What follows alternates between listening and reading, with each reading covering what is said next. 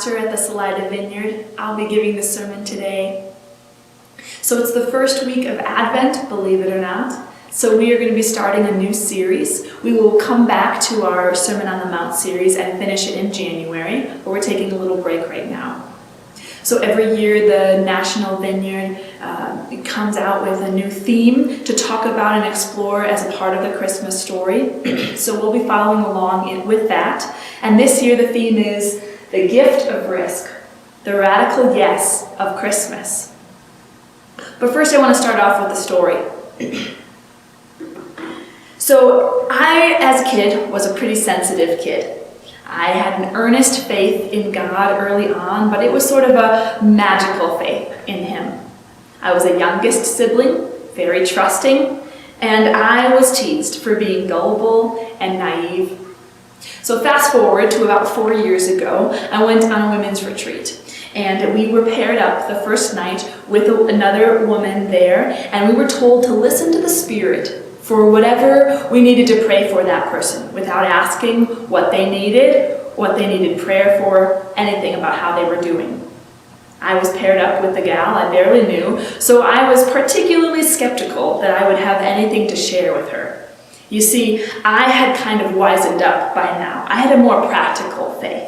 I didn't really believe that I could hear from God randomly, out of the blue, or that He spoke that way. I had a more guarded heart in those kinds of things.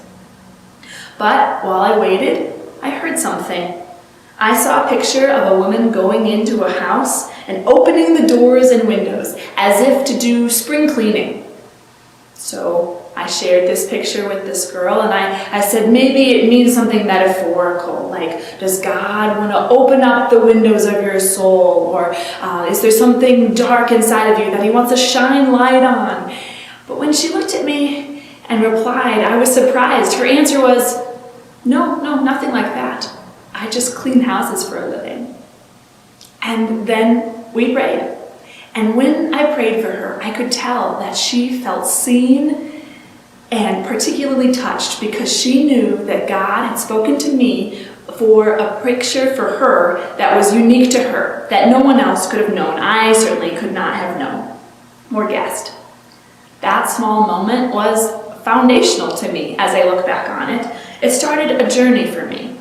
Because of that moment, when someone confirmed a simple thing I thought I sensed from God, I began to believe I could hear spiritually, and that God could speak out of the blue to me. But He had to soften my heart to my former sensitive self, and even risk looking kind of silly in order to hear best from Him. But that affirmation led to more practice, which led to more opportunities to hearing more from God. And now when people pray for me, often the most powerful moments are when I receive a picture in my own mind, and I even interact with it with my spiritual imagination. In a way, these images help supersede my logical, grown-up mind, and they get down to the deep spiritual, emotional issues that are going on in a sort of childlike, yet still wise way. So what does all of this have to do with our series? Well, it's because I believe that was an example of encountering God led to shaping my identity, which led to courage to risk. In my case, I heard God, and the gal confirmed what I heard. I learned, therefore, in my identity that I am made to listen, that I have a sensitive spiritual ear, actually, which overflowed then into courage to keep listening and to keep having a soft heart, risking vulnerability in that state, not hardened by skepticism or self-protection. Encounter reshapes identity, which overflows in courage to risk. So like I said, we're starting a new series, and we're going to use this as a lens for the Christmas stories in the weeks to come. The verse that we're going to be looking at is, "She will give birth to a son, and you are to give him the name Jesus, because he will save his people from their sins." Matthew 1:21. It brings up some questions. Why did God choose this moment in time to come in the form of Jesus to save the world? Why did he use these people in this story?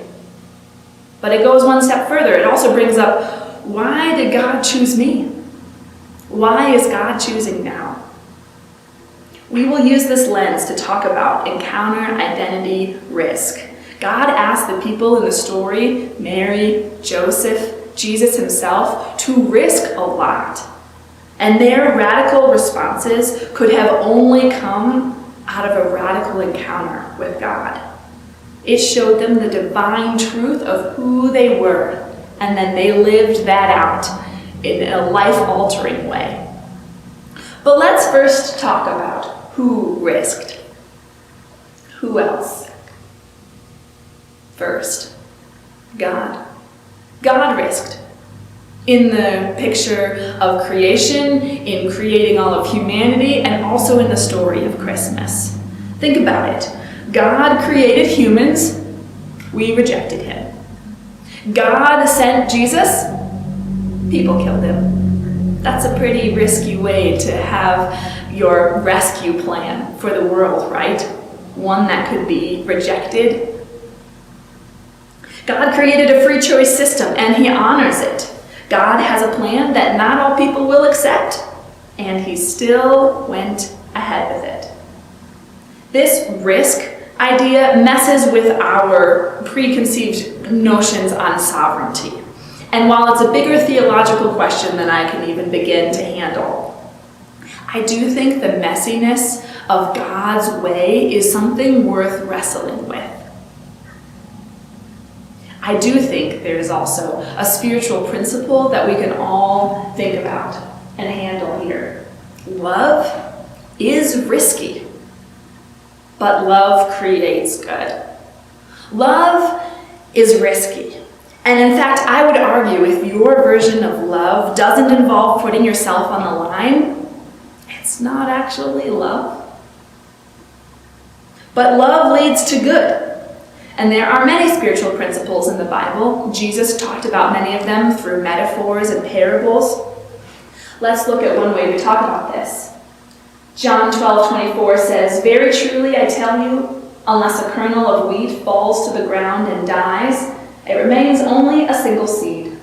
But if it dies, it produces many seeds." Death leads to life. Risk, pain, uncertainty leads to good. Many seeds of good. The seed, if it were conscious, would be confused about the pain and the death, but it leads to good. Love is risky. It's simply a fact of life. Parents of grown children can probably tell you exactly what that risk is like. There is a risk that the children we pour our lives into might reject us, might destroy their own lives, that the sacrifices we make for them will go unappreciated. Yet ultimately, we can't force kids to obey. Parents understand God's way of love. Love might get rejected. It might not know if people will accept it. On the other hand, love is not coercive or manipulative. It doesn't bend people to its will, otherwise it's not love. And God does both of those things. He allows people the choice of whether to accept it, and he does not coerce them. God let people have choice. People who were imperfect, those in the Christmas story and us, and yet he still invites us, still chooses us, still loves us. So God risks, is what I'm saying, by inviting imperfect people into his love and into his story. Then he asks them to risk as well. Love risks by putting itself on the line, but it leads to good, many more seeds of life-giving good. So, okay, wait a minute. Why would an encounter with God reshape my whole identity? Well, a related question is, how do we know what we know? By facts or by experience? Which do we tend to trust more? Often our own lived experience, right? And I think that's why God uses encounters to shape us and to help us to trust him. That's what we say here at the Vineyard. That's kind of a phrase that we have coined, encounter. When God comes to you in a super meaningful way. God isn't going to just get our trust with some logical facts. He is going to get inside your heart with a personal, lived truth. He is the ultimate source of truth, and he is going to shine a light on who you are, and as your creator, who you were meant to be. So let's use this lens to look at an overview of the Christmas story, some of the major players, what he says about them, and how it seems to shape their identity. Because he's not just telling them to do something. He's telling them, here's who you are. And he doesn't coerce them to agree with him, but he does lovingly affirm their identity. Let's look at Mary. She's perhaps the best well-known story, and we have a lot of text about her. The angel comes and says, you who are highly favored, and you have found favor with God. Well, that doesn't quite make sense because she's a humble, young, Jewish girl in occupied Roman rule. Favored? Really? But she believes God when he says that about her.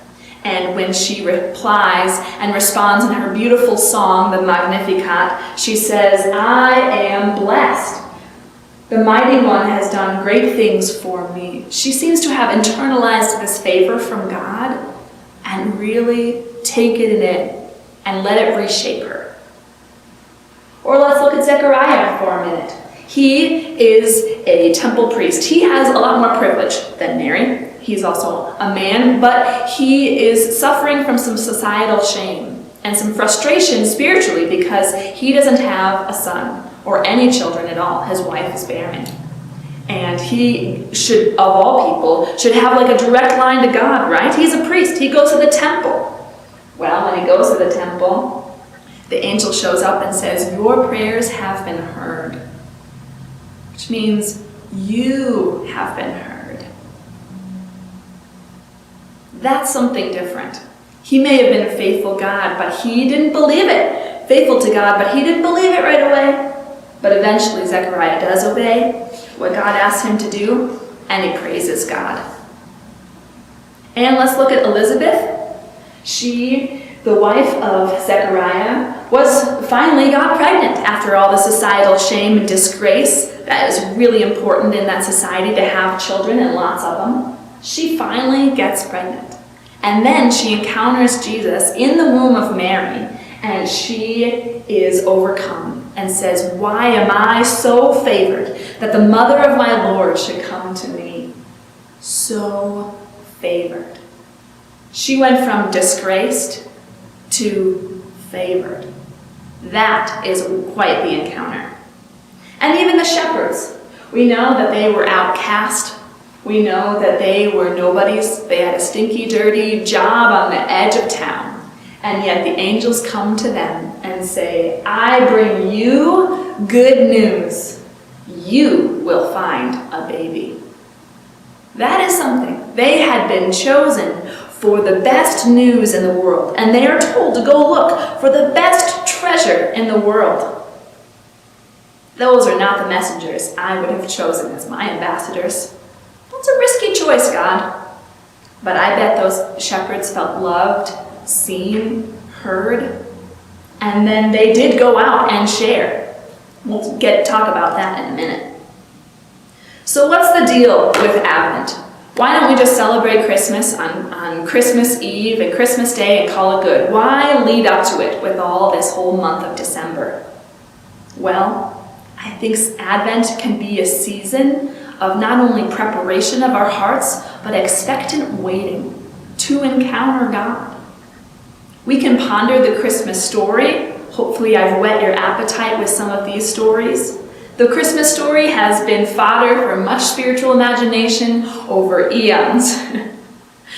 There are Lectio Divina practices, Visio Divina practices. There are all sorts of ways that you can ponder how God encountered normal, everyday people in the Christmas story. I encourage you to do that this week and this month. But Advent can also be this season to encounter God in your life. And I think that we can see that sacrificial love takes courage. But I would also say that it takes courage to be loved. It takes courage just to believe God's reality over your own. That might be, in fact, the biggest risk that God is asking you to take, to believe His truth over any other reality. But we know that whatever you believe about yourself makes a huge difference. So this has been demonstrated in psychology. It's something called growth mindset versus fixed mindset. For example, kids who were told that IQ is stagnant. You can't change it. You're born with a set IQ and that's it for your whole life. And if you were either born good at math or bad at math. And then they were put in a room and taught new math strategies and problems and told to work on these hard problems, and they got stuck. They got frustrated and they gave up easily. And then they took this other kid, it's a real study, these other kids, and they said, IQ is changeable actually, and you can improve it the more you apply yourself. And actually no one is really born that much better or worse at math. You can simply learn and get better at it if you apply yourself. And those kids were stuck in the same room with the same math problems, and they stuck it out more. They got frustrated less, and in fact, they learned to relish a challenge and say, okay, here we go, I think I can tackle this. Because of what they believed, not about the math problem, but about themselves. What you believe about yourself makes a huge difference. And we see that the Bible attests to this as well. The people of the Christmas story believed God when He told them who they really were, and they bloomed into boldness. When you look at what they did, you realize something radical happened in order to lead to those radical yeses. They took God at His word about what they said about Him. Let's look back at those stories again. Mary and Joseph, they risked a ton of safety. They had to be societally shamed because of the fears of wedlock and all of the scandal that happened around Mary and Joseph. And they also had to flee after Jesus is born. Herod, who was going to kill all the kids under 2 and run to Egypt. And they risked all that because they had found divine security, divine favor from God. And on and on. We know that a disgraced Elizabeth found divine favor and confidence, boldly proclaiming the Messiah's identity, perhaps the first evangelist and preacher ever.